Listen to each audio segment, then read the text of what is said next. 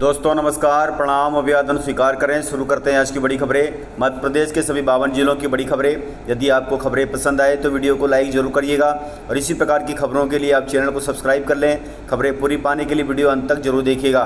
और आप हमें प्रदेश के किस जिले से देख रहे हैं कमेंट बॉक्स में जरूर बताइएगा। किसानों के लिए बड़ी खबर है। अभी हाल ही में फसल बीमा की राशि किसानों के बैंक खातों में ट्रांसफ़र हो रही है, उस पर बैंकें कर्ज वसूल रही है। इस पर मंत्री जी ने बड़ा ऐलान किया है। मध्य प्रदेश के किसानों के लिए बड़ी खबर है। खरीफ 2020 और रबी 2020-21 की फसल बीमा राशि किसानों के खातों में पहुंच रही है।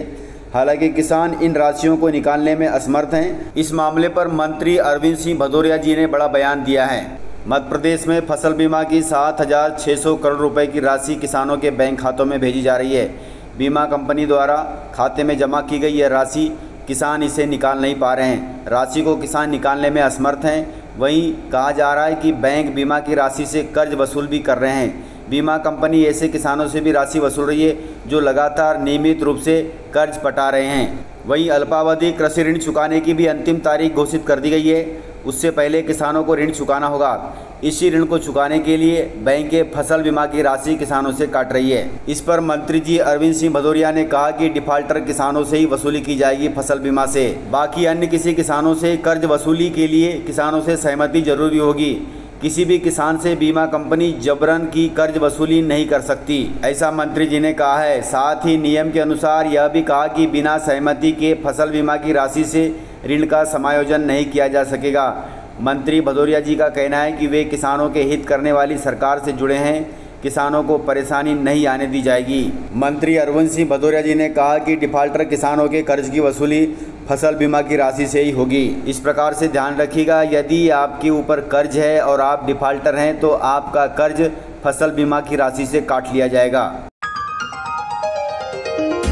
मध्य प्रदेश में कक्षा 5वीं और 8वीं में पढ़ने वाले छात्रों के लिए बहुत ज़रूरी खबर है। आप सभी का मेन एग्ज़ाम का टाइम टेबल जारी हो गया है। 1 अप्रैल से शुरू होंगी सारी आपकी एनुअल एग्ज़ाम। मध्य प्रदेश में बोर्ड परीक्षाओं का दौर शुरू हो गया है। एक तरफ जहां 10वीं और 12वीं की परीक्षाएं आयोजित की जा रही है, वहीं अब राज्य शिक्षा केंद्र द्वारा शासकीय और निजी स्कूलों में कक्षा 5वीं से 8वीं तक के लिए टाइम टेबल भी जारी कर दिए गए हैं। 1 अप्रैल 2022 से कक्षा 5वीं और 8वीं की वार्षिक परीक्षाएं आयोजित की जाएंगी। क्योंकि कक्षा 5वीं और 8वीं अब दोनों बोर्ड परीक्षाएं हो गई है, राज्य शिक्षा केंद्र द्वारा जारी आदेश के मुताबिक कक्षा 5वीं और 8वीं की वार्षिक परीक्षाएं 1 अप्रैल से 9 अप्रैल तक आयोजित की जाएंगी। अर्थात 1 अप्रैल से शुरू होकर 9 अप्रैल तक चलेगी। और वहीं पेपर सुबह 9 बजे से शुरू होकर 11:30 बजे तक चलेंगे। विस्तृत रूप से टाइम टेबल की जानकारी के लिए आप अपने स्कूल के प्रिंसिपल से मिल सकते हैं। मध्य प्रदेश बीजेपी के कद्दावर नेता और केंद्रीय मंत्री ज्योतिरादित्य सिंधिया जी के लिए सीएम बनने की भविष्यवाणी हो चुकी है। ग्वालियर जिले में जैन संत मुनि विहर सागर महाराज ने ज्योतिरादित्य सिंधिया जी को जल्द ही मध्य प्रदेश का मुख्यमंत्री बनने की भविष्यवाणी की है। जब सिंधिया ग्वालियर में चल रहे पंच कल्याणक गजराज महोत्सव में जैन संतों से आशीर्वाद लेने पहुंचे थे, उसी दौरान जैन मुनि ने यह भविष्यवाणी की। जैन मुनि द्वारा भविष्यवाणी होते ही सिंधिया समर्थकों ने जयकारे के नारे लगाने शुरू कर दिए और प्रदेश की राजनीति में हलचल भी शुरू हो गई। हालांकि मध्य प्रदेश बीजेपी में ज्योतिरादित्य सिंधिया के अलावा बहुत से काबिल नेता हैं जो सीएम पद के दावेदार हैं, लेकिन आप भी बता सकते हैं कि सिंधिया जी की भविष्यवाणी कुछ दिनों में, कुछ महीनों में या कुछ सालों में सत्य होगी या नहीं। हालांकि कहा जाता है कि मुनि श्री संत जी का कहा कभी गलत नहीं होता, इसलिए उनकी कही ये बातें भी आने वाले समय में सत्य साबित हो सकती हैं। युवाओं के लिए जॉब का अच्छा मौका है। भोपाल जिले में आज लगेगा रोजगार मेला। 22 कंपनियां शिरकत देंगी।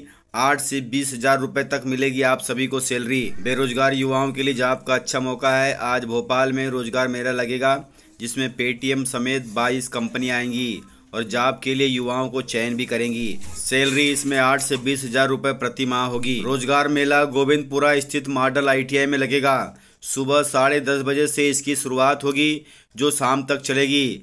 जिला रोजगार अधिकारी KS मालविया जी ने बताया कि जॉब फेयर में बिना मास्क के एंट्री नहीं दी जाएगी। इस रोजगार मेले में 18 से 40 वर्ष तक के बेरोजगार युवा शामिल हो सकते हैं। विभिन्न पदों पर भर्ती के लिए शैक्षणिक योग्यता इसमें 10वीं से स्नातक, BCom, BSc, ITI डिप्लोमा और MBA मांगी गई है। इसलिए एजुकेशन से जुड़े सभी दस्तावेज जैसे मार्कशीट, कंप्यूटर डिप्लोमा आदि लेकर पहुँचे। बायोडाटा भी साथ ले आएँ ताकि कंपनी अपनी शर्तों के हिसाब से आपको तुरंत नौकरी दे सके। मध्य प्रदेश को फिर मिली है बड़ी सौगात, सड़कों का जाल बिछेगा मध्य प्रदेश में। नितिन गडकरी जी ने प्रदेश को 6,247 करोड़ रुपए की सौगात दी है। केंद्रीय मंत्री नितिन गडकरी जी गुरुवार को उज्जैन आएंगे। वे यहां पर 6,247 करोड़ रुपए से निर्मित होने वाली विभिन्न सड़कों का शिलान्यास करेंगे, जिसमें उज्जैन देवास 4 लेन का चौड़ीकरण जो 41 किलोमीटर तक होगा, उसके लिए 992 करोड़ रुपए लगेंगे। उज्जैन से झालावाड़ 2 लेन सड़क का भी निर्माण होगा, इसके लिए 498 करोड़ रुपए लगेंगे और यह 134 किलोमीटर होगा। उज्जैन बदनावर 4 लेन 1352 करोड़ रुपए लगेंगे, 69 किलोमीटर लंबा होगा। उज्जैन गरोड़ पैकेज 1 4 लेन 1034 करोड़ रुपए लगेंगे, 42 किलोमीटर लंबा होगा।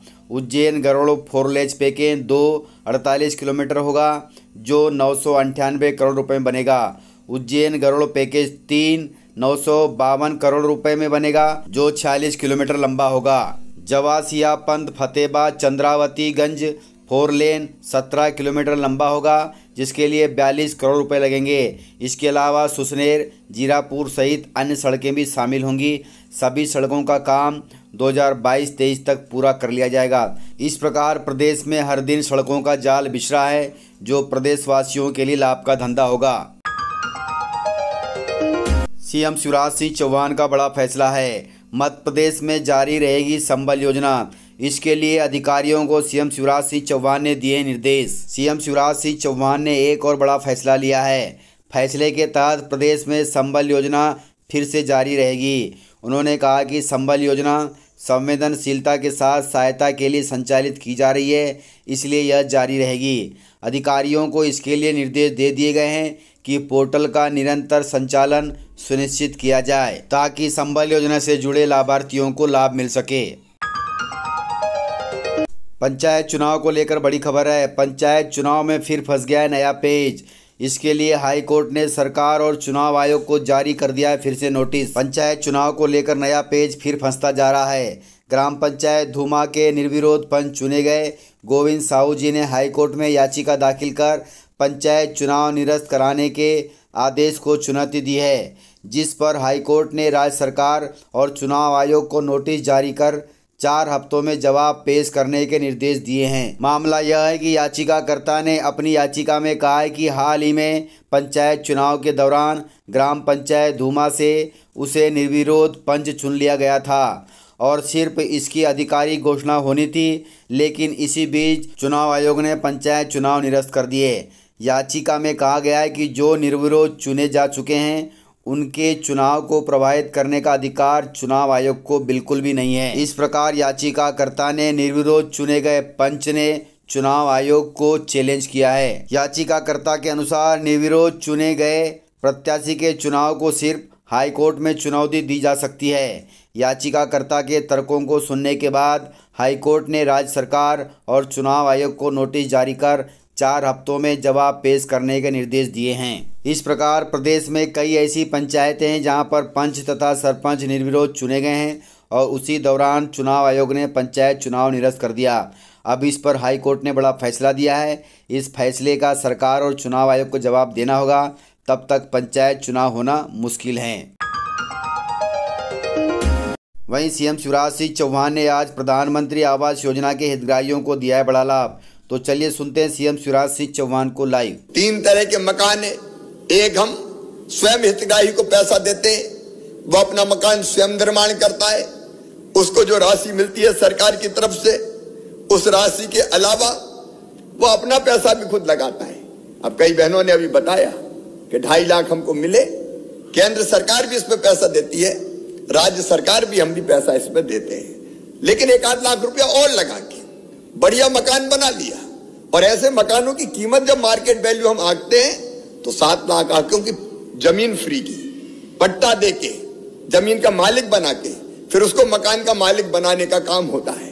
हमारा दूसरा मॉडल भी है PHA घटक जिसको कहते हैं, जिसमें नगरीय निकाय मकान बनाते हैं, बहुमंजिली मकान भी बनाते हैं और उसको फिर गरीबों को आवंटित करने का काम करते हैं। उस योजना के अंतर्गत भी लगातार हम मकान बनाने का काम कर रहे हैं। और एक तीसरी योजना भी है, जो दूसरी योजना होती है, इसमें केवल 2 लाख के अंशदान पर लगभग 8 से लेकर 10 लाख रुपए तक का मकान आवंटित करने का काम किया जाता है। एक CLSS घटक है, ऋण आधारित ब्याज सब्सिडी। इसमें लोअर मिडिल क्लास के लोग भी लाभान्वित होते हैं। हमारी कोशिश है कि बहुत जल्दी, और आज मैं संकल्प व्यक्त कर रहा हूं मेरे गरीब बहनों और भाइयों, यह संकल्प है सरकार का कि मध्य प्रदेश की धरती पर किसी गरीब को पक्के मकान के बिना रहने नहीं देंगे। धीरे धीरे सबके पक्के मकान बनाए जाएंगे। जिनको आज नहीं मिल रहा वो भी चिंता ना करें, हर 2-4 महीने में ऐसे कार्यक्रम आयोजित होते रहेंगे। मकान की चाबी मिलेगी, भूमि पूजन होगा या फिर मकान बनाने के लिए राशि खाते में डाली जाएगी। हर गरीब मध्य प्रदेश की धरती पर हर गरीब का अपना मकान होगा। हमने नगरों में यह भी तय किया है कि वर्षों से जिन कॉलोनियों को अवैध कहा जाता रहा, अब किसी ने प्लाट काट दिए, अपने जीवन भर की मेहनत की कमाई लगा के प्लाट खरीद लिए।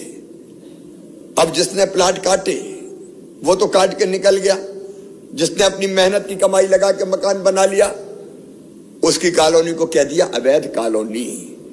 ऐसे मेरे प्रिय बहनों और भाइयों, अब घबराने की जरूरत नहीं है। ये सारी अवैध कॉलोनियां वैध के रूप में परिवर्तित कर दी जाएगी, वैध कॉलोनी के रूप में बदल दी जाएगी। उसके लिए भी हम अभियान प्रारंभ कर रहे हैं। तो इस प्रकार से जानकारियाँ थी। यदि आपको जानकारियाँ पसंद आई हो तो वीडियो को लाइक ज़रूर करिएगा, और यदि आपने वीडियो पूरा देखा है तो उसके लिए बहुत बहुत धन्यवाद। वीडियो को ज़्यादा से ज़्यादा अपने दोस्तों में शेयर करें ताकि वे भी जानकारियों से अपडेट रहें और जानकारियों का लाभ ले सकें।